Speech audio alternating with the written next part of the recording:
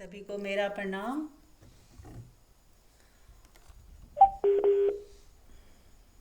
सबको मेरा प्रणाम है। और जब तक सब इकट्ठे होते हैं हम लोग थोड़ी देर 2 मिनट के लिए आंख बंद कर लें और आती जाती श्वास को देखेंगे। लंबी गहरी श्वास लेते रहेंगे। म्यूट कर लें। हाँ जी, रूमा जी आप भी म्यूट कर लें। सबसे नीचे क्रॉस के बगल वाला माइक है, उसे टैप करें, टच करेंगे। हाँ जी, तो शुरुआत करते हैं सत्संग की। तो शुरुआत में हम पहले थोड़ा सा लंबी गहरी श्वास ले लें। आंख बंद रखेंगे पूरे सत्संग में जितना हो पाए। ज़्यादा से ज़्यादा जब हम आंख बंद करके सुनते हैं तो हमारा ध्यान भी हो जाता है और साथ साथ सत्संग सुनना भी हो जाता है और हमारी श्रवण की शक्ति जो है प्रबल होती है। जब भी हम सबको नमस्कार जी। हाँ जी, नमस्कार। आप म्यूट कर लें। मीरा जी नमस्कार। नमस्कार नमस्कार।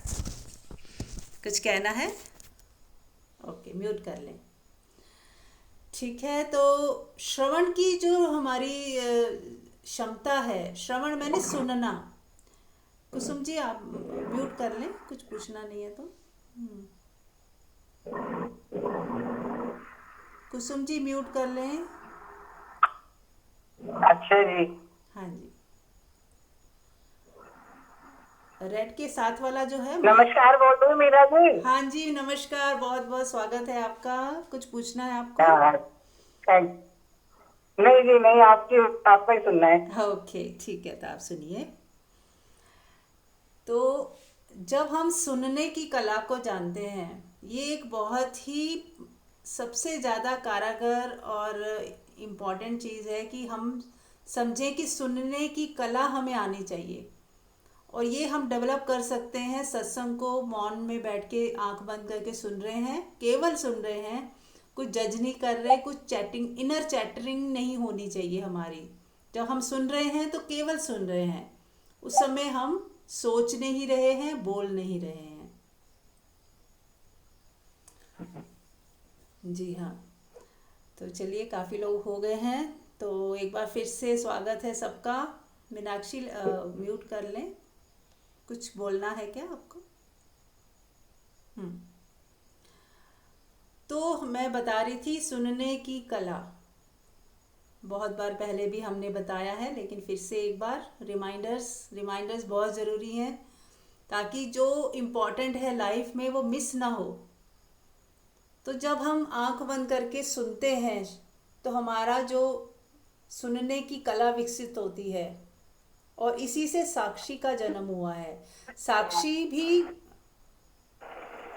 म्यूट कर ले अंजलि, म्यूट हाँ कर ले। जी हाँ जी, वो देख रही हूँ। हाँ, अरे हो नहीं रहा। क्रॉस के साथ वाला माइक है हाँ बिल्कुल। जी, वो तो ठीक है, वो तो क्रॉस ही नहीं दिख रहा है। ओके, देखती हूँ मैं अभी। हाँ कोई बात नहीं, कोई बात नहीं। तो जो सुनने की कला है, यदि हम इसको डेवलप कर लें तो हमें अनेकों अनेक लाभ होंगे। हमारा शारीरिक स्वास्थ्य ठीक रहेगा, क्योंकि जितने हम सुनने की कला विकसित होगी हमारी, हम टेंशन फ्री हो जाएंगे और हम ऑब्जर्व ज़्यादा अच्छे से कर पाएंगे। और जब हम ऑब्जर्वेशन अच्छे से कर पाते हैं तो डीपली जा पाते हैं किसी भी सिचुएशन में, और उसका सॉल्यूशन भी फिर हमें अच्छे से समझ आता है। तो एक तो हमें हमारा physically health, mental health, spirituality growth, ये सारी चीज़ों में ये सहायक है हमारा सुनना, सुनने की कला। तो सुनने की कला में एक है कि होश पूर्वक सुनना, अंदर ही अंदर बोलना नहीं है मन में कुछ भी कि अरे ये अच्छा बोल रहे हैं, बुरा बोल रहे हैं, ऐसा नहीं बोलना, अरे ये क्या बोल दिया, ऐसा कुछ नहीं। हमारे अंदर जो चैटरिंग चलती रहती है, कुछ कुछ कुछ कुछ कमेंट्री चलती रहती है, उसको भी चुप करा देना है। केवल सुनना है, जैसे बांसुरी की आवाज़ सुनाई दे रही है। हाँ, कोई प्रश्न जेन्युइन है तो वो आप पूछ सकते हो, लेकिन इन जनरल मैं बता रही हूँ कि यदि हम बिल्कुल बांसुरी की आवाज़ की तरह सुनते जाएं, सुनते जाएं, सुनते जाएं, तो हमारी ऑब्जर्वेशन पावर बढ़ती है, सुनने की कला आती है और साक्षी भाव प्रकट होता है। तब हमें पहली बार पता चलता है कि व्हाट इज साक्षी। हम एक विटनेसिंग की तरह सुन रहे हैं। जो भी सुनाई दे रहा है उसके हम विटनेस हैं, यानी कि हमें हमें पता है कि सुनाई दे रहा है, क्या सुन रहे हैं, लेकिन हम रिएक्ट नहीं कर रहे, तो फिर हम साक्षी में ही हैं। बिना रिएक्शन के जब हम होते हैं तो साक्षी में होते हैं, और जब हम रिएक्ट कर देते हैं, इन्वॉल्व हो जाते हैं, उसके बारे में सोचने लगते हैं, प्लस माइनस हिसाब किताब बिठाने लगते हैं, जमा भाग गुणा करने लग जाते हैं, सिचुएशन को तोल तोल मोलने लगते हैं, तो हमारा मन बुद्धि बीच में आ जाता है। और यदि हम आत्मा से चाहते हैं कि सुने, सीधा डायरेक्ट आत्मा से हमारा कनेक्शन हो जाए, तो हमें बिना जज किए, बिना कमेंट पास किए, बिना राइट रॉन्ग के, बस केवल सुने, चाहे वो दुनिया की बातें हों, चाहे वो हमारी सत्संग की बात हो, हमें सुनने की कला डेवलप करनी है। राइट, ठीक है। तो ये होगी श्रवण की बात। और बहुत सारे एनलाइटेंड हुए हैं लोग इसी विधि से, श्रवण मात्र से। जो सच्चे श्रावक, उनको श्रावक बोला जाता था, कि जो श्रावक हैं यानी कि जो सुनने की कला जिनमें विकसित हो गई है, जो साक्षी भाव में केवल सुन पाते हैं बिना रिएक्ट किए, बहुत ही जल्दी वो एनलाइटेंड हो जाते हैं। ऐसा कहा गया है और प्रयोग करके देखा भी गया है। चलिए, तो एनी क्वेश्चन, किसी का प्रश्न है तो पहले वो कर लेते हैं। पुष्पा जी आप भी म्यूट कर ले। हाँ जी, किसी का कोई क्वेश्चन है?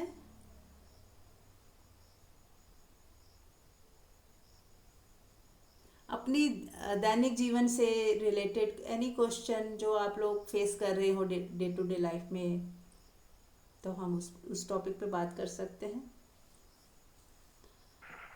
हाँ जी, मीना जी प्रणाम। प्रणाम सुप्रिया जी मैं क्वेश्चन नहीं, पर मेरे को शेयरिंग की कल, जैसे मैंने आपसे पूछा और उसके बाद मैंने थोड़ा इंट्रोस्पेक्ट किया, तो बहुत अच्छा लगा मुझे कि ये मतलब कैसे from one situation to another, from one memory to another, कि हमारा मन कैसे वो बस बस गेम्स खेलता रहता है। और एक्चुअली में इतनी कोई भी मतलब कोई भी इमोशन ऐसा नहीं है जो हमेशा रहेगा। हर इमोशन ने बस आना है और आपको एक सुखद या दुखद एक्सपीरियंस देना है और उसके बाद चले जाना है। तो वो चीज उस समय तो लगा ठीक है, ओके। एंड पर जब थोड़ी देर बाद ऐसे ही कुछ इंसिडेंट हुआ और मेरी अपनी विद्या के साथ थोड़ी सी मुझे लगा कि मैं उसे कुछ समझाना चाह रही हूँ और वो कुछ अलग तरीके से अपनी रूटीन में बैठना चाह रही है, तो फिर से मेरे मन में बहुत मंथन होना शुरू हो गया। तो फिर मैंने कहा अब मैं कुछ नहीं करने वाली, मैं बैठ के सिर्फ मतलब मैं डायरेक्टली भगवान जी से बात कर रही हूँ कि आप बताओ कि क्या प्लान है, व्हाट डू आई डू। मैं मतलब बस ये शेयर करना चाह रही हूँ, मतलब अभी 5-7 मिनट ही हुए थे और मुझे मेरी एक फ्रेंड का मैसेज आता है कि कैसे वो अपनी डॉटर के साथ थोड़ा सा सिमिलर सिचुएशन को डील कर रही है। एंड मैं सोच रही थी कि मैंने तो अभी बस बोला ही था कि अच्छा आप बताओ, और इधर देखो आपकी स्पीड देखो। और फिर उसके बाद I was like okay. And और मैं उतनी देर में मेरी बिटिया सो गई, और जब वो सो के उठी और मैं थोड़ा सा अपना मेडिटेशन करके उठी, ऐसा लगा मेरा बच्चा ही बदल गया है। एंड मैं इतनी हैरान हो रही थी, मैंने कहा मुझे तो मतलब प्रॉब्लम सॉल्व करनी थी, यहाँ तो ऑलरेडी सोल्यूशन हाथ में है और वहाँ प्रॉब्लम भी नहीं है। मतलब जो मैं इरिटेट हो रही थी जिस बात से, वो उसने छोड़ दी, और जो मेरे पास सोल्यूशन आ गया था कि उसको कैसे निकालना है, उसकी जरूरत भी नहीं पड़ी। मतलब मुझे एकदम लगा कि उस समय हल्का कर दिया ईश्वर ने, और विद्या में भी जो एकदम से चेंजेस आ गए। तो मुझे लगा देखो ये वैसे ही अनुभव है कि कभी सुखद कभी दुखद, और ना वो रहेगा ना ये रहेगा, तो इट्स ओके, तुम चलते चलो back. But thank you so much, Ranji. Thank you for your yesterday explanation also. वो भी बहुत helpful थी मेरी अपनी पर्सनल लाइफ में। मुझे बहुत चेंजेस लगते हैं because of the satsang. Thank you. Thank you. Yes, ये तो मिरेकल होता ही है। हाँ बोलिए। हाँ बोलो बोलो, कौन बोल रहे हैं? संध्या। हाँ संध्या बोलो। हाँ जी, सेम सिचुएशन कल मेरे से हुई, जैसे सुप्रिया जी ने बताया तो मैंने तो सोच लिया था कि जो भी हो रहा है होने दो, मुझे इन्वॉल्व नहीं होना है, साक्षी भाव से बस इग्नोर करो, जो भी हो रहा है सुनो ही नहीं, देखो ही नहीं। हम्म जो चीज मुझे अच्छी नहीं लग रही तो कोई बात नहीं, छोड़ दो, अपने आप ठीक हो जाएगा। हम्म तो बस मेरा मन शांत रहा, कोई दिक्कत नहीं हुई मुझे, और यही हमको चाहिए होता है। यस, बहुत सुंदर, हाँ बहुत जी। ही सुंदर। ठीक है, म्यूट कर लें आप। हाँ जी। तो देखिए, ये छोटे छोटे टिप्स कितना ज़्यादा हमारे जीवन में को पलट देते हैं। जहाँ हम दुख में चले जाते, शिकायत में चले जाते, कुछ नहीं कर पाते, तो हेल्पलेसनेस होती है, यार मैं कुछ कर नहीं पा रही हूँ, एकदम इरिटेशन होती है, गुस्सा आता है। लेकिन अब हम साक्षी भाव में जब हैं, तो ना तो इरिटेशन आएगी ना गुस्सा आएगा, और हम मौन में चुप शांत नॉन रिएक्टिव होकर सिर्फ तमाशा देखेंगे। तमाशा मतलब जैसे पिक्चर चल रही है, ठीक है, उस पिक्चर में अभी ये सीन आ गया है, इसको देख लेते हैं, फिर थोड़ी ही देर में सीन बदलने वाला है। बस धैर्य रखें। जीवन की कोई भी बड़ी से बड़ी मुश्किल भी हो, वो भी थोड़े दिनों बाद गायब होने वाली है। चाहे वो कितना कष्ट भी दे के जाए, लेकिन बहुत कुछ सिखा के जाएगी, और थोड़े दिनों में वो स्मृति में भी नहीं रहेगी। अब हम पीछे अपने मुड़ के देखें, जो हम सोचिए 20 साल में हम जब थे, 20 ईयर्स के थे, तो कितनी सारी कहीं कहीं प्रॉब्लम्स तो आई ही होंगी। अब वो अब याद भी नहीं है हमें। फिर 25 साल की याद करें या 26 साल का याद करें, या बच्चे जब बहुत छोटे थे उनको लेके कितनी कुछ प्रॉब्लम्स आई होंगी, या उनकी एजुकेशन को लेके आई होंगी, या खुद की ही रिलेशन टूटते टूटते बच्चे होंगे, या लड़ाई झगड़े कभी इतने हो गए होंगे। तो सारी चीज़ें तो पास ऑन हो ही गई। या कभी फाइनेंशियल क्राइसिस आ गया हो, कोई नुकसान हो गया है बहुत भारी, लेकिन आज हम देखते हैं कि वो सारी चीज़ें हमने पास कर ली और फिर भूल भी गए हैं हम। तो ऐसे ही आज जो सिचुएशन है, चाहे वो हमें अब इस समय समझ नहीं आ रहा क्या होगा, क्या रिजल्ट आएगा, कैसा होगा, लेकिन ये भी बीत जाएगा। सबसे बड़ा मूल मंत्र है, ये भी बीत जाएगा। ना तो कोई दुख वाली घड़ी रहने वाली है, ना सुख वाली रहने वाली है। यदि आप इस समय बहुत सुखी हो, आनंदित हो, बहुत अच्छा फील करो, ये भी बीत जाएगा। क्योंकि सुबह, ये प्रकृति का नियम है कि सुबह है तो दोपहर भी होती है, दोपहर होती है तो शाम होती है, शाम होती है फिर रात होती है, फिर सुबह हो जाती है। तो ये पहिया ऐसे गोल गोल घूमता है, ऊपर नीचे, नीचे ऊपर, ऊपर नीचे। तो आज हम बहुत खुश हैं, लेकिन कभी फिर, लेकिन एक चीज़ है, यदि कोई आत्मा में टिक जाए तो पहिया तो घूमता रहेगा, लेकिन वो नहीं घूमेगा, वो अपने अंदर स्टेबल रहेगा, अपनी आत्मा में रमता रहेगा, अपनी आत्मा में ही टिका रहेगा। जैसे कील होती है, पहिया आपने देखा होगा, एक कील होती है, उसके ऊपर ही घूमता है। कोई चीज़ घूमने के लिए कुछ स्टेबल चीज़ होनी ही चाहिए, तभी वो उसी के ऊपर घूम सकता है। तो वो जो कील है, वही समझिए हमारी आत्मा है, जो घूमती नहीं है, कहीं आती जाती नहीं, उसको ना कोई दुख होता है ना पीड़ा होती है। सब कुछ जो हो रहा है, ये मन और बुद्धि और हमारी सोच, हमारी आदतें, हमारे संस्कार, हमारी चाहतें, हमारे उद्देश्य, फ्यूचर को लेके फियर्स, पास्ट को लेके रिजेंटमेंट्स या रिग्रेट्स, ये सारा मिलके हमारा मन बनता है। और उस मन के आधार पर जब हम चल रहे होते हैं, जीवन जी रहे होते हैं, तो हम ऐसे ही हैं जैसे पहिया घूमता है, कभी ऊपर कभी नीचे, कभी दुखी कभी सुखी, कभी यही चलता रहेगा खेल। तो हम डरे डरे जिएंगे, कुछ हो ना जाए, कुछ हो ना जाए, ऐसा हो ना जाए। लेकिन जो आत्मा में जीता है, उसके क्या गुण धर्म हो जाते हैं। जो आत्मा में जी रहा है ना, वो फिर उस पहिए को देखता है कि मेरे आसपास ये घटनाएं घट रही हैं, लेकिन मैं अंदर से स्टेबल हूँ, मेरे को कोई फर्क नहीं पड़ रहा। भीतर से, बाहर से पड़ भी रहा हो, चाहे मन थोड़ा सा विचलित हो भी रहा हो, लेकिन बहुत थोड़ा सा ही होगा। जो आत्मा में टिका है, उसका मन बहुत ज़्यादा विचलित तो हो नहीं सकता, और बहुत दिनों तक विचलित नहीं हो सकता। टेम्परेरली हो सकता है कि कुछ सेकंड या कुछ मिनटों के लिए उसको थोड़ा सा लगे, और फिर तुरंत हाथ के आती वो कहेगा नहीं, ये तो खेल बाहर हो रहा है, मुझे इससे कुछ लेना देना नहीं, मैं अफेक्टेड नहीं हूँगा। हाँ, जो मुझे करना है करना चाहिए। यदि कोई ऐसा चीज़ है जो मुझे सच में ही करनी चाहिए तो मैं प्यार से बिना शिकायत के कर दूंगा। लेकिन यदि नहीं करने जैसा है तो चुप मौन, जैसे कुछ मैं हूं ही नहीं, जैसे मैं हूं ही नहीं। यदि हम मर जाएं, हमेशा सोचा करें कि यदि मैं हूं ही ना, इस दुनिया में ही ना हूं, क्योंकि कभी तो थे ऐसे, हमारा डेट ऑफ बर्थ से पहले हम नहीं थे और एक मृत्यु के बाद भी नहीं होने वाले हैं। बीच में ही है थोड़ा सा टाइम, उसमें भी हमारा अगर कोई 50-60 साल का है तो वो 80% बीत चुका है टाइम। अब तो लास्ट में थोड़ा बोनस सा बचा है। तो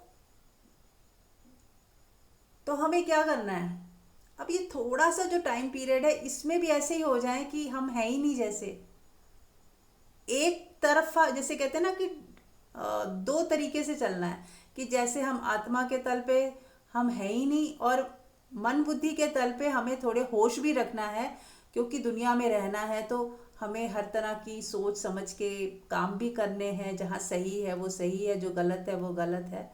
लेकिन एक स्वीकार भाव आ जाता है, आत्मा के तल पे जो जी रहा है ना, उसको एक स्वीकार भाव आ जाता है। वो बहुत ज़्यादा विचलित नहीं होता, बहुत ज़्यादा दुखी नहीं होता, और टेम्परेली यदि थोड़ा सा हिलता भी है तो तुरंत वो सॉल्यूशन पे ध्यान देता है। ये नहीं कहता कि ये क्यों हुआ, इसके कारण हुआ, उसके कारण हुआ, ये वैसा है। उसको गालियाँ नहीं देता, किसी को कंप्लेन नहीं करता, सिर्फ सिचुएशन को हैंडल करता है, वो भी शांत रह के। और उसका जो निर्णय होता है बहुत ज़्यादा अच्छा होता है, क्योंकि वो शांत है, ना तो उसको कोई बदले की भावना है, ना किसी के प्रति रोष है कि उसने क्यों किया, ऐसा किया वैसा किया। बस जो हो गया वो हो गया, अब क्या करना है, अब आगे क्या करना है, उसको जो सॉल्यूशन है उस पर ध्यान देके हमें आगे बढ़ते रहना। लेकिन अंदर अंदर हम बिल्कुल अछूते रहें, भीतर से हम अछूते रहें। बाहर चाहे जैसे कहते हैं ना, कोई बैग है वाटर प्रूफ है लेकिन बाहर से भीग जाता है, जैसे रेन कोट आप पहनते हो, बाहर से वो भीग रहा है लेकिन आपको नहीं भिगा रहा है, वो आप भीतर सुरक्षित हो, आप गीले नहीं हो रहे, आपके कपड़े तक गीले नहीं हो रहे। आपने रेन कोट ऐसा पहन लिया कि रेन कोट भीगता हुआ दिख रहा है लेकिन आप नहीं भीग रहे। ऐसे ही जब हम आत्मा में होते हैं, परमात्मा से जुड़े होते हैं, तो बाहर से हो सकता है थोड़ा बहुत हमें अफेक्ट हो, लेकिन भीतर से हम बिल्कुल अछूते रह जाते हैं। हमें पता है कि हमारा जो असली होना है वो हमारे भीतर है, हमारे भीतर कुछ भी नहीं हिला, क्योंकि मुझे कुछ चाहिए ही नहीं। और एक चीज़ और ध्यान रखें कि बाहर से सुख की कामना तो करनी ही नहीं है। जो व्यक्ति ये सोच रहा है कि मेरा सुख कहीं बाहर है, कोई दूसरा मुझे देगा या किसी से मिलेगा, तो यहाँ हमने बहुत बड़ी भूल कर दी। अब तो दुख आना ही आना तय है, क्योंकि जब किसी दूसरे से मिलेगा तो वो तो कभी मिलेगा कभी नहीं मिलेगा, हम डिपेंडेंट हो गए। और यदि कोई ऐसा सोचता है अपनी आत्मा में, जो टिक गया है या टिकना चाहता है, वो कैसा सोचेगा, वो ऐसा सोचेगा कि मुझे, मेरा जो सुख है ना मेरे भीतर ही है, जो कुछ भी है मैं लेके ही पैदा हुआ हूँ, और मुझे कुछ नहीं चाहिए, दुनिया से कुछ नहीं चाहिए, बाहर कुछ नहीं चाहिए। और यदि कुछ मिल जाता है प्रसाद रूप में तो वो मुझे स्वीकार है, उसको मैंने मना भी नहीं करना है। जो सहजता से मिल रहा है, जो सहजता से रिश्ते सुंदर बने हुए हैं, जो सहजता से धन दौलत मिल रही है, जो सहजता से जो मिल रहा है मुझे प्रसाद रूप में स्वीकार है। लेकिन मेरी डिमांड कोई नहीं है कि ये मिल जाए वो मिल जाए या ऐसा हो या वैसा हो। डिमांड ना रखें, आशा ना रखें। वो कहते हैं ना कि आशा की किरण बहुत ज़रूरी होती है, हमें आशा जो है हमें जिंदा रखती है, हमें आशा रखना सिखाया जाता है। लेकिन यहाँ पे मैं थोड़ा उल्टा बोल रही हूँ कि आशा भी मत रखें। यदि आपको, अब दो चीज़ें हैं, एक है आशा ना रख के वो निराश हो जाएगा और डिप्रेशन में चला जाएगा। लेकिन जो आत्मा में टिक गया है या आत्मा में टिकने जा रहा है ना, वो ना तो निराश होगा ना डिप्रेशन में जाएगा, वो समभाव को उपलब्ध हो जाएगा। यदि हम सारी आशाएं हटा दें और इसी पल में खुश रहें, आनंदित रहें, प्रेम से भरे हुए रहें, और अपना सुख मेरे ही भीतर से निकल रहा है ऐसा जानें, और हर चीज़ को सुख में परिवर्तन कर दें। यानी कि खा रहे हो तो आनंदित होके खाना खाएं, नहा रहे हो तो आनंदित होकर नहाएं, कुछ भी कर रहे हो, अगर बात भी कर रहे हो किसी से तो आनंदित होके बातचीत करें, कुछ सार्थक बातचीत करें, ताकि अपना भी भला हो, दूसरे का भी भला हो, दूसरे का भी कल्याण हो। सोच ही रहे हैं तो दूसरे के कल्याण के बारे में सोचें। खुशियां ही बांटनी है, खुश रहना है तो खुशियां बांटे, भरपूर जिए अपनी जिंदगी को, सुंदर तरीके से जिए। किसी भी तरह का ये नहीं है कि ये नहीं करना चाहिए, वो नहीं करना चाहिए, सब कुछ बल्कि और अच्छे से जियो। लेकिन बस एक ही चीज का ध्यान रखना है कि ना तो हमने अपने को दुख देना है, ना किसी दूसरे को दुख देना है। क्या मेरे कारण किसी को दुख ना हो, बस इतना थोड़ा ध्यान रखना है। इंटेंशन ना हो हमारी, लेकिन अगर कोई यूं ही हमसे जेलसी कर रहा है या यूं ही दुखी होता जा रहा है तो वो उसकी प्रॉब्लम है। लेकिन हमारी मंशा ना हो कि मेरे किसी भी एक्ट से किसी को जलन हो या दुख हो, हमारी इंटेंशन बिल्कुल नहीं होनी चाहिए। राइट? हाँ जी, कोई और कुछ बोलना चाहेगा कंटिन्यूशन में? मंजू, आप कुछ कहना चाहोगे? हाँ बोलिए। दो तरह के ढंग होते हैं। दुख सुख के ऊपर ही टॉपिक चल रहा है तो इसी के रिगार्डिंग मैं बोलूंगी हाँ जी। कि जब हम सत्संग से नहीं जुड़े होते, हम कोई साधना नहीं कर रहे होते, तो यूजुअली जब हम संसार में होता है क्या है कि हम दुखी हो रहे हैं या सुखी हो रहे हैं, जो भी सिचुएशन आ रही है उसमें हम न्यूट्रल नहीं हो पाते। उसमें कभी हम जैसे हमारे अकॉर्डिंग कुछ हो रहा है तो हम उसमें खुश हो रहे हैं, और हमारे अकॉर्डिंग नहीं हो रहा तो हम दुखी हो रहे हैं।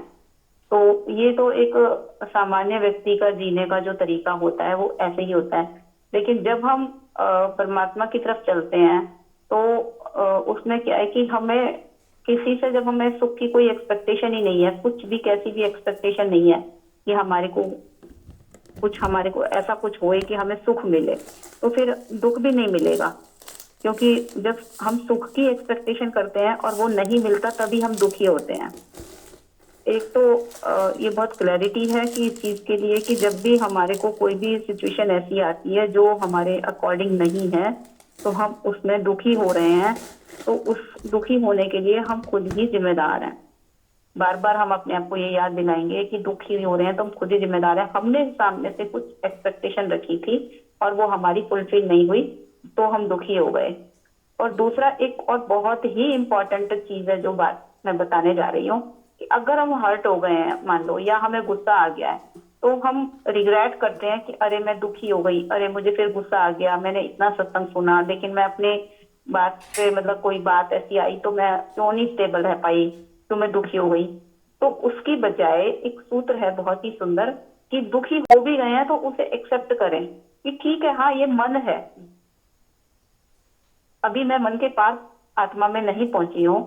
तो जब हम किसी सिचुएशन में दुखी नहीं हो रहे, दुख वाली सिचुएशन हमारे जैसे वही सिचुएशन है पहले होती थी, हम दुखी होते थे, आज हम दुखी नहीं हो रहे, तो हम उसको काउंट करें कि हम कितने हमारे अंदर ट्रांसफॉर्मेशन आ रही है कि सिचुएशन आई और हम दुखी नहीं हुए। तो उसके लिए जैसे हमारा ग्रेटिट्यूड होता है, थैंकफुलनेस होती है, तो फिर हमारे पास धीरे धीरे ऐसी सिचुएशंस आनी भी कम हो जाती हैं। और सेकेंडली, अगर हम दुखी हो भी गए हैं तो दुख को सिर्फ एक्सेप्ट कर लें कि ठीक है, हाँ दुख आया है और मैं दुखी हो गई। मैं दुखी हो गई की बजाय कि मेरा मन दुखी हो गया और मैंने इस चीज को जान लिया कि हाँ मेरा मन दुखी हुआ। तो जैसे ही हम एक्सेप्ट करते हैं तो दुख या गुस्सा, कोई भी नेगेटिव इमोशन है, सिर्फ हमें पता लग जाए तो अपने आप डिलीट हो जाती है, वो खत्म हो जाती है। जैसे कहीं छाया आ रही है और सूरज निकल गया, सूरज की धूप पड़ी तो वो चीजें जो धुंधली सी थी एकदम से वो क्लियर दिखाई देने लगी, उनकी पिक्चर क्लियर बन गई हमारे आंखों के अंदर। तो क्लियर बन जाती है तो वो चीज हमें अब परेशान नहीं कर रही कि अरे ये दिख नहीं रही, क्लियर नहीं दिख रही।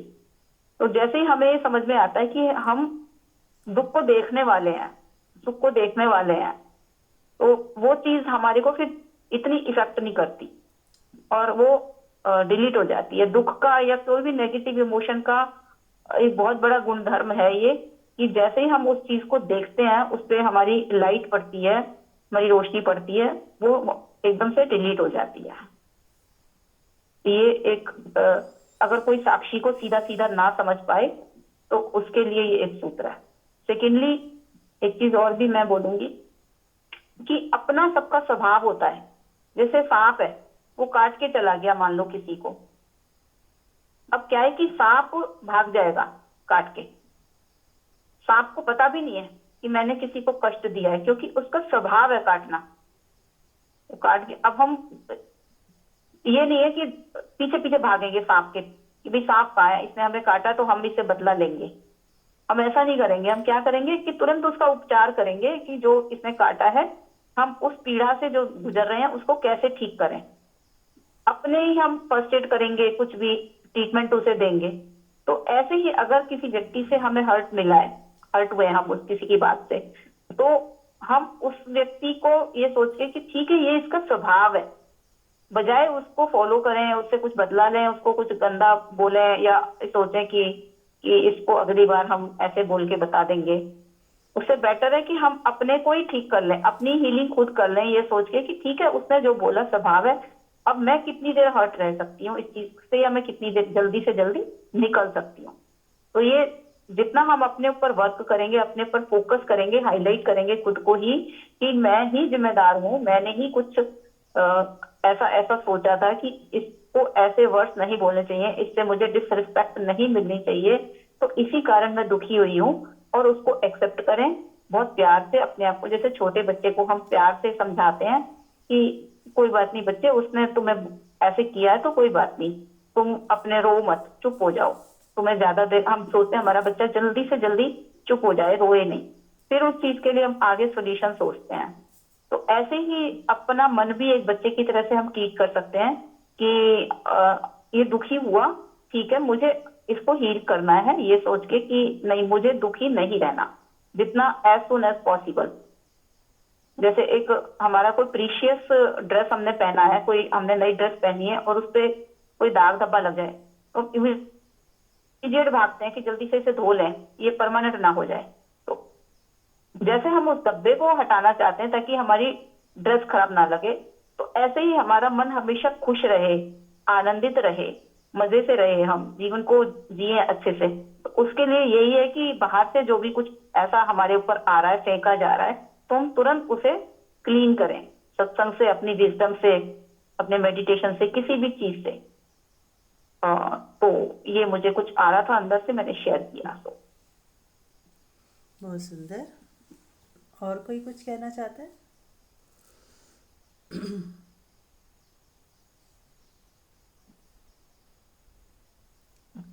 कविता जी आप कुछ कहना चाह रहे हो? आपका अनम्यूट हो रखा है।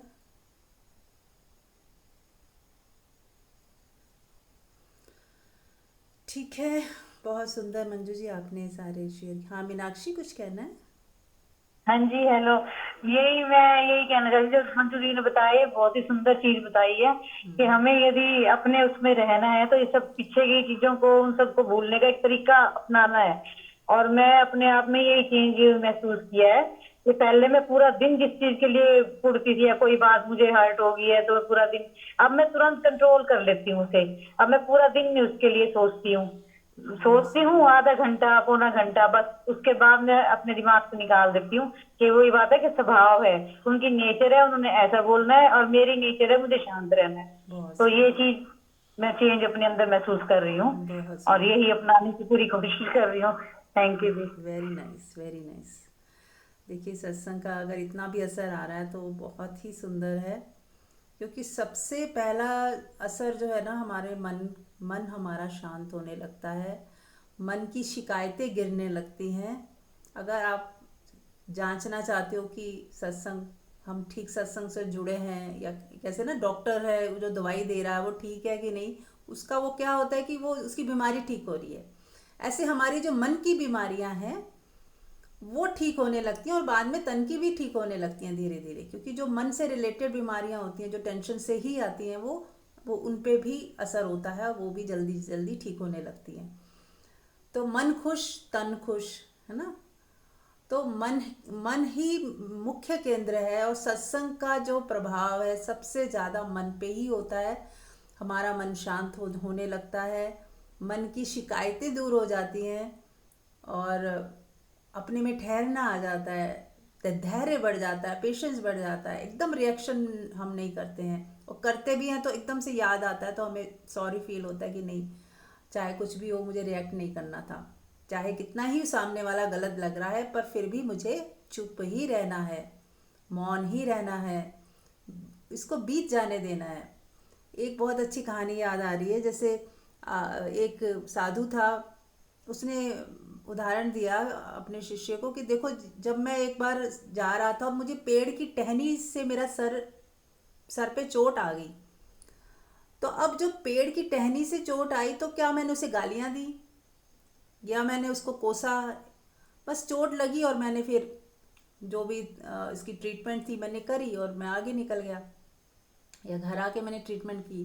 लेकिन मैंने उसको कुछ ना तो उससे बदला लिया, ना मैंने उस टहनी को काट के फेंक दिया, कुछ नहीं किया मैंने, क्योंकि वो पेड़ की टहनी है इसलिए मैंने कुछ नहीं किया। यही उसकी जगह इंसान होता तो पता नहीं कितना गाली गलौज हो जाता या कुछ हो जाता। तो हम क्यों नहीं इस तरह से देख पाते कि जैसे कि पेड़ की टहनी से ही हमें चोट लगती है, या हम पत्थर से गिर जाते हैं, या किसी से टकरा जाते हैं कई बार गलती से, कभी हमारा हाथ ही दरवाजे पे आ जाता है ना, कभी गाड़ी बंद करते करते उंगली आ गई बीच में, कई बार हो जाता है ऐसा।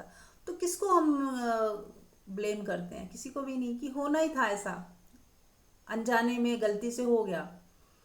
लेकिन जब कोई व्यक्ति करता है तो हम उसे माफ़ नहीं कर पाते हैं। तो यही चीज़ हम उन पे भी अप्लाई करें कि हो गया, वो सामने वाला भी पता नहीं कितना फ्रस्ट्रेटेड होगा, दुखी होगा, परेशान होगा, पता नहीं किस दौर से गुजर रहा है जो उसने इतनी कड़वी बात बोल दी, या उसके अंदर पता नहीं देखो कितना कुछ भरा हुआ है। वो इंसान पहले ही दुखी है, क्योंकि दुखी इंसान ही दुख देता है, सुखी इंसान कभी दुख नहीं देगा। जो जिसके पास है वही तो निकलेगा। तो हम उन्हें भी उसी दृष्टि से देखें कि कोई बात नहीं, बेचारे पहले से ही परेशान है, निकल गया उनके जो उनके अंदर भरा हुआ था, वही उसी से कुछ जहर निकल आया। चलो अच्छा है, थोड़ा निकल आया तो थोड़ा ये शांत भी हुए। तो हम उसे पॉजिटिव वे में देखें, उनको भी, उनकी बातों को, कि इनका स्वभाव ही ऐसा है, या ये इतने दुखी परेशान है तो ये यही कर सकते हैं। जो दुखी होगा, परेशान होगा, वो क्या करेगा? यही कर सकता है कि वो थोड़ा अपना दुख शांत करने के लिए, अपनी भड़ास निकालने के लिए किसी पे भी चिल्लाने लगेगा, किसी को भी दोष देने लग जाएगा, किसी को भी ब्लेम करने लग जाएगा। तो वो अपनी स्थिति के बारे में बता रहा है कि वो कितना भरा हुआ है गंदगी से। आपको वो कुछ नहीं कह रहा।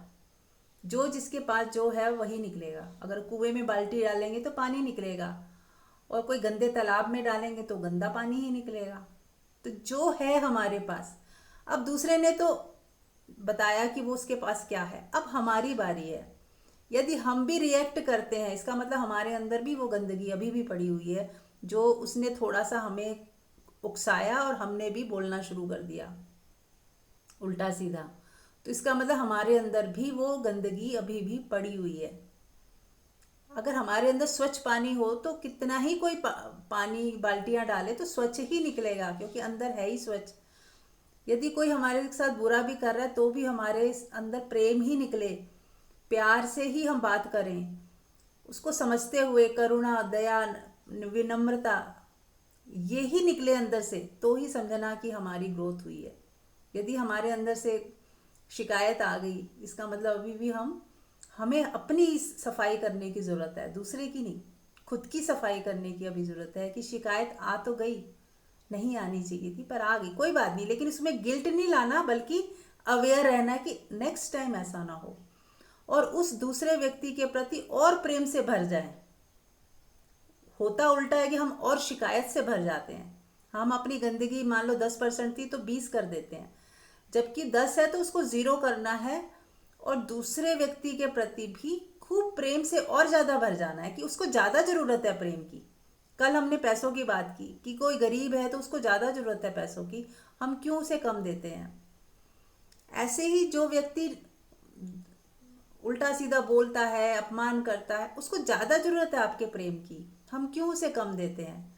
उसे और ज़्यादा दें, उसकी और तारीफ़ करें। वक्त आने पे बीच बीच में जब वो शांत हो, उसकी तारीफ किया करें, उसको थोड़ा ज़्यादा तवज्जो दें, क्योंकि उसको वो बीमार है एक तरह से, उसको ज़्यादा प्यार की, अफेक्शन की, इम्पोर्टेंस की ज़रूरत है शायद इस वक्त। तो हम वो वाला विटामिन उसे ज़्यादा दें, विटामिन एल, यानी कि लव। तो इस तरह से यदि हम समझेंगे ना तो हमारा दृष्टिकोण ही बदल जाएगा, और हम दुखी तो हो खुद भी नहीं होंगे और दूसरे को भी सुखी कर सकते हैं शायद, राइट। तो प्रेम देना कभी मत छोड़ें, चाहे सामने वाला कैसा भी व्यवहार करे, प्रेम देते ही जाएं, देते ही जाएं।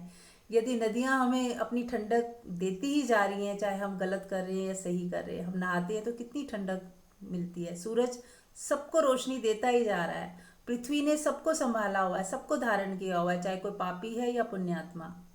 यदि ये तत्व हमें भेदभाव नहीं कर रहे, ऑक्सीजन ये नहीं कह रही कि मैं अच्छे अच्छे को तो दूंगी और बाकियों को मैं देती ही नहीं, वो हर जगह बह रही है एक जैसी, समान एकदम। तो फिर हम कौन होते हैं कि हम इस तरह भेदभाव करें? जब प्रकृति ही भेदभाव नहीं कर रही तो हम क्यों करें? तो हमें भी एक साधु स्वभाव में रहना है, एक साधु की तरह प्रेम देते ही जाना है, करुणा बरसाते ही जाना है, अच्छा ब्लेसिंग्स देते ही जाना है, अच्छाई की तरफ बढ़ते जाना है, राइट। Thank you. और कुछ कोई कहना चाहे तो? कविता जी, आप कुछ कहना चाहोगे? बहुत ही प्यारा, बहुत अच्छा आप बोल रहे थे, बस ऐसा लग रहा है सुनी जाओ। और यही सत्य है कि भाई अपने को हमें ऐसे ही तैयार करना है कि हम काबिल हो जाए कि जो कोई कुछ भी कर रहा है लेकिन फिर भी हम देने वाले ही बन जाए। हाँ। लेकिन अभी हमारी तो पिक्चर जारी है। कोई बात नहीं, एटलीस्ट हम बीज तो डाल रहे हैं ना, हमारे छोटे छोटे पौधे तो उग ही आए हैं। ऐसा नहीं है, कोई भी सत्संग से जो जुड़ा है वो खाली नहीं है, अभी उसके छोटे छोटे पौधे सबके उगाए हैं। अब धीरे धीरे देखना और बढ़ेंगे और बढ़ेंगे और बढ़ेंगे। तो सत्संग की यही महिमा है कि बीज डलते हैं, आपकी जो फालतू की झाड़ियाँ, कंटीली झाड़ियाँ उगाती है ना, फालतू घास फूस, वो सारी वो निकाल के फेंक दी जाती हैं, और जो अच्छा वाला फल है, जो सच्चा और जो आपको लायक बनाता है कि आप परमात्मा की तरफ बढ़ सको, वैसा आप बनते चले जाते हो, आपको पता भी नहीं चलता। यस। कल एक बात आ रही थी मन में, जी। जो चल रही थी सत्संग, तो तब तो डिस्टर्ब नहीं किया, मेडिटेशन शुरू हो गया था, लेकिन मैं थोड़ा सा मतलब अब बोलना चाहूंगी। हाँ। जैसे ये होता है कि हम दूसरों के साथ अच्छा करते हैं, खासकर ये फैमिली पे था कि पेरेंट्स बहुत पेन में चले जाते हैं तो बच्चे उनको रिटर्न ही नहीं देते ऐसा।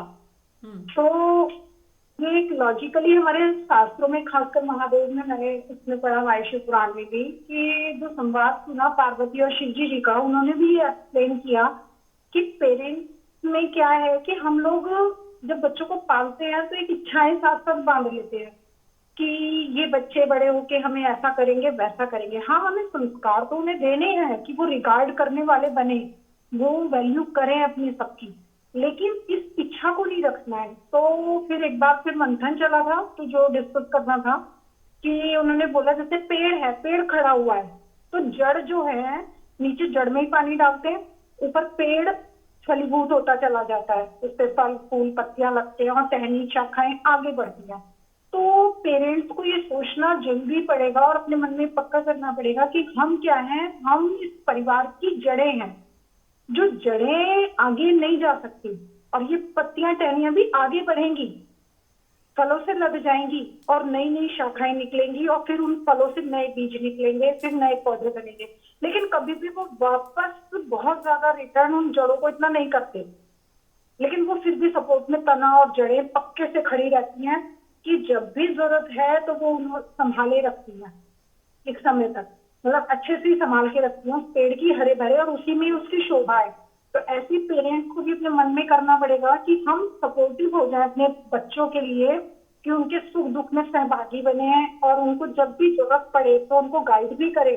लेकिन अगर हम ये इच्छाएं बांधते चले जाएंगे कि मुझे ये नहीं पूछा, ये नहीं करा, तो ये ऐसे वाली बात हो जाएगी कि जड़ फलों से मांग रही है, पत्तियों से मांग रही है कि मुझे कुछ दो, जो पॉसिबल नहीं है। हाँ, अपनी इच्छा से वो झुकते हैं, लहराते हैं, वो कुछ भी करते हैं, वो एक अलग बात है। तो जब हम ये मतलब ऐसा मैंने बहुत सुंदर मतलब है कि वो सच में इतने बड़े जड़े हैं, वो अपनी वैल्यू भूल जाती हैं, वो अपने को दीनहीन समझने लगते हैं कि बच्चे ऐसे हैं, हमें पूछ नहीं रहे हैं, हमें कर नहीं रहे हैं, वो ये अपने सम्मान को भूल जाते हैं। हम वो तने हैं जिसपे ये लहरा रहे हैं, जिसपे ये खिल रहे हैं, और हम में वो ताकत है तभी तो इतने लहरा रहे हैं, खिल रहे हैं। तो इसमें ये हम ही तो झूम रहे हैं, इनकी खुशियों में हम ही तो प्रकट हैं। अगर हम में वो पावर ना होती तो वो पेड़ तो कब का गिर जाता, वो पेड़ तो आगे बढ़ता ही नहीं, कीड़े दीमक कुछ भी लग सकता था। तो यानी ये हमारे ही संस्कार हैं पहले हुए जो हमने बच्चों को दिए हैं, तो ये आगे खुशी से बढ़ रहे हैं। तो जब हमारा वो भाव भी आ जाएगा उनके संग जीने में ना, तो ऑटोमेटिकली वो भी प्यार ही करेंगे। लेकिन फिर भी हमें ये सोचना ही पड़ेगा कि उनमें वो ताकत है ही नहीं कि वो हमें कुछ दे पाए। वो हमें दे ही नहीं सकते उतना जितना हम उन्हें कर सकते हैं। हाँ, वो आगे कब करेंगे, इससे मैंने महादेव का सुना था कि वो अपने परिवार का करेंगी, अपने बच्चों का करेंगी, बच्चे अपने बच्चों का करेंगे। ये प्रोसेस है नेचुरल प्रकृति का कि जो आगे गिविंग होता जाएगा। लेकिन सोचो कि वो पलट के तो तुम्हें जो खुशी मिल रही है, और जो कहते हैं ना एक परिवार की भरपूरता से हम बड़ों का जानते हैं कि बड़ों ने कितनी अच्छी पालना दी होगी, कितने अच्छे बच्चे हैं, इतने संस्कारी हैं, इतनी संपन्नता है, इतनी खुशहाली है। तो वो बड़े तो अपने आप को वैसे ही प्रूव कर देते हैं कि वो कर क्या रहे हैं और उनकी वैल्यू कितनी।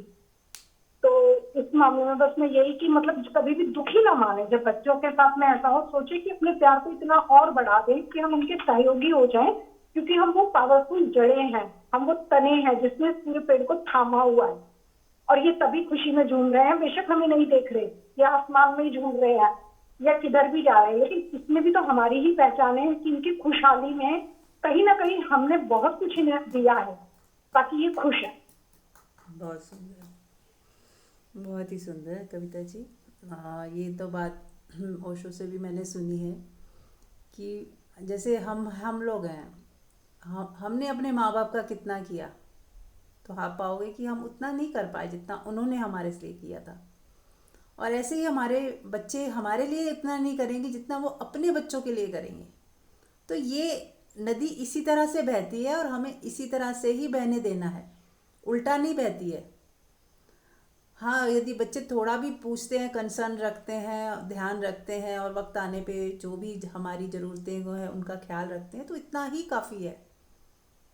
और हो सके तो हमें ये भी उम्मीद ना रखें, वो बच्चे अपनी खुशी से जो भी हमारे लिए करना चाहें वो करें, लेकिन हम उम्मीदें ना लगाएं और ना ही शिकायत करें कि तुमने मेरे लिए ये नहीं किया, वो नहीं किया। जितना शिकायत करेंगे संभावना उतनी और कम हो जाएगी। और जितना थैंकफुल, मान लो उन्होंने 1% भी किया ना, तो 1% के लिए भी थैंक यू बोलें कि आपने हमारा कितना ध्यान रखा है, आप स्पेशल आए या टाइम निकाला या ध्यान रखा। तो वो 1% को भी यदि अप्रिसिएशन मिलेगी तो 1-2 हो जाएगा, 2% पे आ जाएंगे वो लोग। और यदि वो मान लो 5-10% भी कर रहे हैं और हम शिकायत से भरते हैं कि अरे यार तो बस इतना ही, तो वो 10 से 5 पे आ जाएंगे और 5 से 1 पे आ जाएंगे। क्योंकि उनको जब अप्रिसिएशन नहीं मिलती है वो कहते हैं करने का फ़ायदा क्या है, इन्होंने तो शिकायतें ही करनी है, कितना ही कर लो, ये तो खुश होते ही नहीं है। ऐसा यदि उनके दिमाग में आ गया तो उनका ध्यान हमारी तरफ से हटने लगता है। लेकिन यदि हम अप्रिशिएट करते रहते हैं, बीच बीच में उन्हें शाबाशी देते हैं कि वाह कितने प्यारे बच्चे हमें मिले, I am proud of you, तुम लोग कितना ध्यान रखते हो हमारा, तुम्हारे होते हमें कोई फिक्र नहीं है। अगर हम थोड़ा अप्रिशिएशन करते हैं तो उनका मनोबल इतना बढ़ जाता है कि वो अगर कम भी कर रहे होते हैं ध्यान तो वो बढ़ जाता है कहीं ना कहीं। उन्हें लगता है कि यार अभी तो हमने कम किया, हमें ज़्यादा करना चाहिए।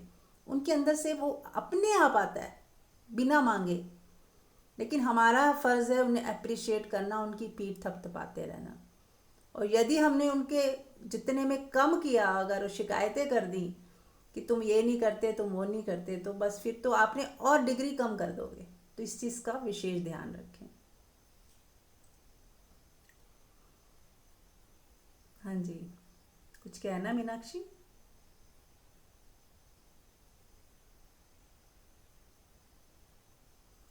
ठीक है, तो अब हम लोग ध्यान के लिए बढ़ते हैं। किसी ने कुछ कहना हो तो कह सकते हैं।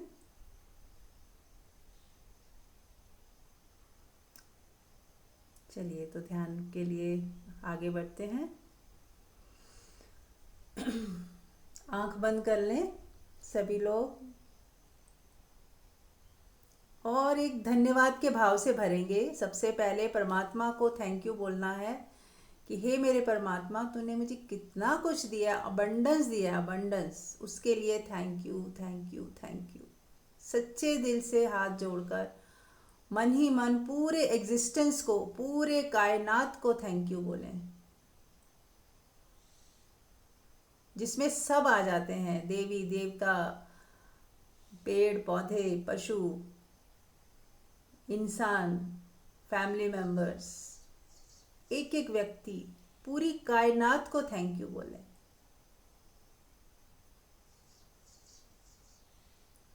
और जितने भी संबुद्ध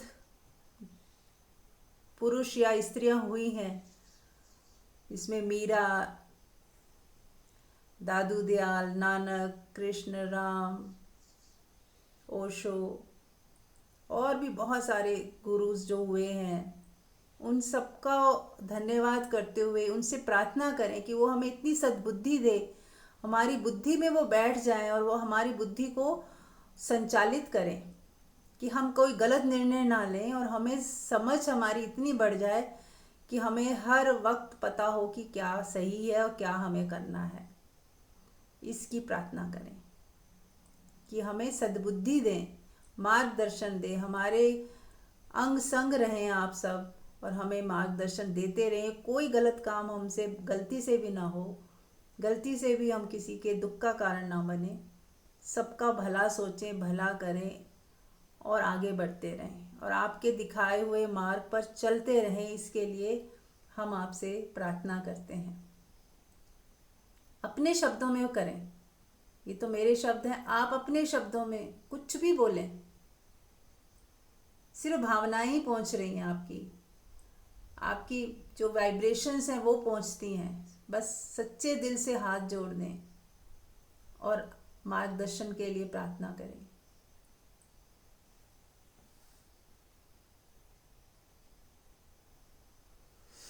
अब हम बस थैंक यू बोल दें। अब हम श्वासों की एक प्रक्रिया करते हैं जिसमें बहुत ही इजी लेकिन सबसे ज़्यादा इफेक्टिव जो मुझे लगती है ये वाली विधि, श्वास को लेना है और फिर रोक लेना है, कुंभक और रेचक। श्वास को भरना है, रोके रखना है, जितनी देर हो सके ज़्यादा से ज़्यादा रोकना है, जब लगे कि मर ही जाएंगे तब छोड़ दीजिए और फिर श्वास छोड़ने के बाद फिर रोक लेना है, जितनी देर रोक सकें। फिर जब ना रुका जाए तो फिर सांस भर लेना है। तो ऐसे हम करेंगे ये जितनी बार कर सकें। और एक समय आता है जब हमें लगता है कि अब ये नहीं किया जा पा रहा, तब इसको बंद कर देंगे। ठीक है, तो शुरू करें। लंबी गहरी श्वास भरें, रोकें और जब रोकें तो परमात्मा के साथ जुड़ाव महसूस करें कि मैं और परमात्मा एक ही हैं। उस जुड़ाव को महसूस करें, उस शून्यता को महसूस करें जहाँ पे कण कण में परमात्मा विराजमान है। और हम बुद्धि से जो सोचेंगे वहीं कनेक्ट होंगे। हम बुद्धि से सोचें कि मुझे परमात्मा से कनेक्ट होना है, तो आप उसी से कनेक्ट हो जाओगे। चलिए करें। श्वास भरना है, रोकना है और रोकते हुए परमात्मा से कनेक्शन फील करना है।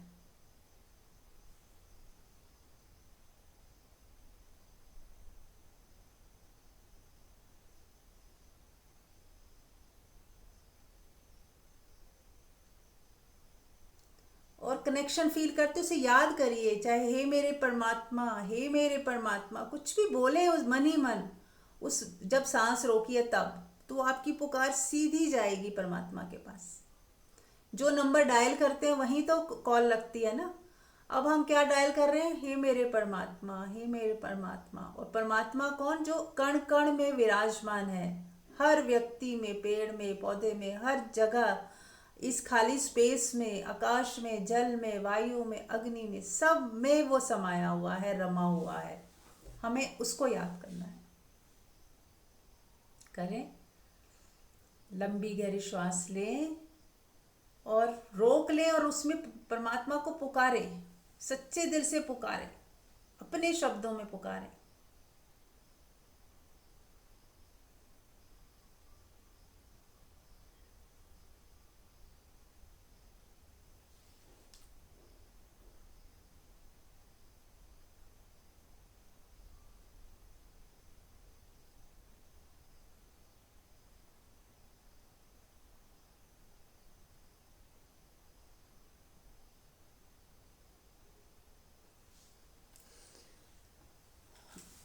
जारी रखें। तू ही है, तू ही है, तू ही है, बस एक रटन, तू ही है। तेरी मर्जी पूरी हो, तेरी मर्जी पूरी हो।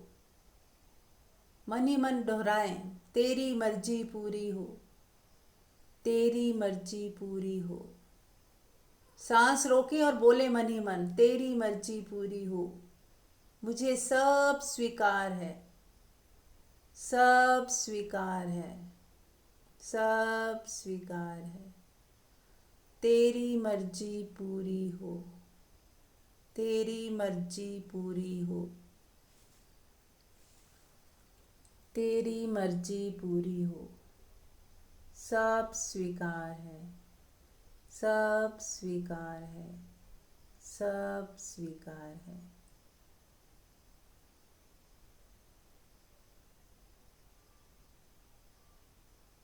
जो कुछ भी हो रहा है परमात्मा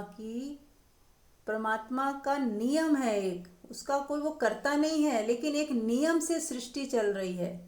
वो नियम ही प्रधान है, वो नियम ही उसका हुक्म है, और उस नियम में हम सब हैं, और उस नियम से ही हमें दुख और सुख मिलते हैं। इसलिए हमें बिल्कुल चिंता नहीं करनी, सोचना नहीं इसकी गलती उसकी गलती। सब कुछ हो रहा है, सब कुछ हो रहा है, कोई करने वाला नहीं है। नियम से प्रकृति में सब कुछ हो रहा है। गुण गुणों में वर्त रहे हैं। कल बात की थी हमने रजोगुण तमोगुण सतोगुण की, तो गुण ही आपस में वर्त रहे हैं। हमारा या किसी का कोई भी दोष नहीं है। सब कुछ हो रहा है। श्वास को रोकते हुए जरूर दोहराएं, सब कुछ हो रहा है, सब कुछ हो रहा है। तेरी मर्जी पूरी हो, तेरी मर्जी पूरी हो। आई सरेंडर, मैं सरेंडर करती हूँ, मैं अपने मन और बुद्धि को सरेंडर करती हूँ। मैं नहीं जानती क्या सही है क्या गलत है, तेरी मर्जी पूरी हो। I surrender to you, I bow down, I surrender to you. चाहे तो झुक जाएं, जैसे मत्था टेकते हैं वैसे झुक जाएं, परमात्मा के चरणों में झुक जाएं और सच्चे दिल से झुक जाएं, समर्पण कर दें कि मैं कुछ नहीं जानती, मुझे कुछ नहीं पता क्या सही क्या गलत। आप ही जानते हो, आप सब कुछ जानते हो। आपको पता है कि क्या सही क्या गलत, क्या होना चाहिए क्या नहीं होना चाहिए। मैं कुछ नहीं जानती। मैं अपने आप को अपने परिवार को आपके ऊपर सौंपती हूँ। आप ही संभाल करें, आप ही रक्षा करें, आप ही इन्हें संभालें और मुझे भी सही मार्गदर्शन दें। आप ही ने हम सबको जन्म दिया है, आप ही हमें संभाल रहे हो और आप ही पाल रहे हो। कृपा करें, सही मार्गदर्शन दें।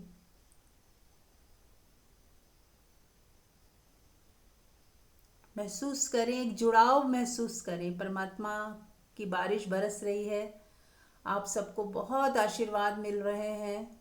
सभी संत महात्मा जो भी आपकी पुकार सुन रहे हैं, जान रहे हैं, देख रहे हैं, वो आपको आशीर्वाद दे रहे हैं। आप सबका कल्याण हो, सबका कल्याण हो, सबका कल्याण हो।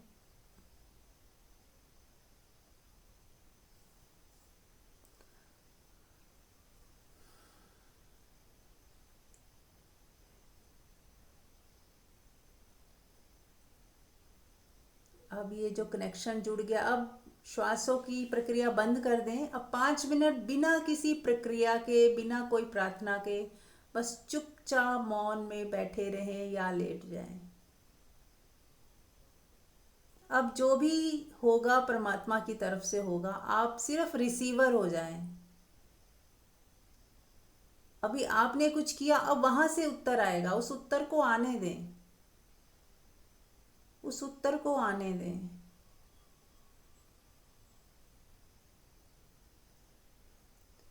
और आप महसूस करें कि आपका शरीर डिवाइन एनर्जी से, डिवाइन ब्लेसिंग से भरता जा रहा है, भरता जा रहा है, भरता जा रहा है। और आप बहुत अच्छा फील कर रहे हो, स्वस्थ फील कर रहे हो, खुशी की एक लहर दौड़ रही है, प्रेम महसूस कर रहे हो, चेहरे पे मुस्कुराहट ले आए। कितना अच्छा फील हो रहा है, कितना ब्लेस्ड फील हो रहा है।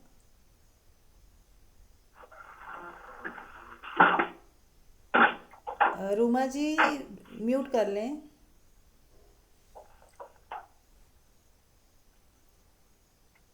तो बने रहें इसी अवस्था में 10 मिनट तक, संकल्प करें और आँख ना खोलें।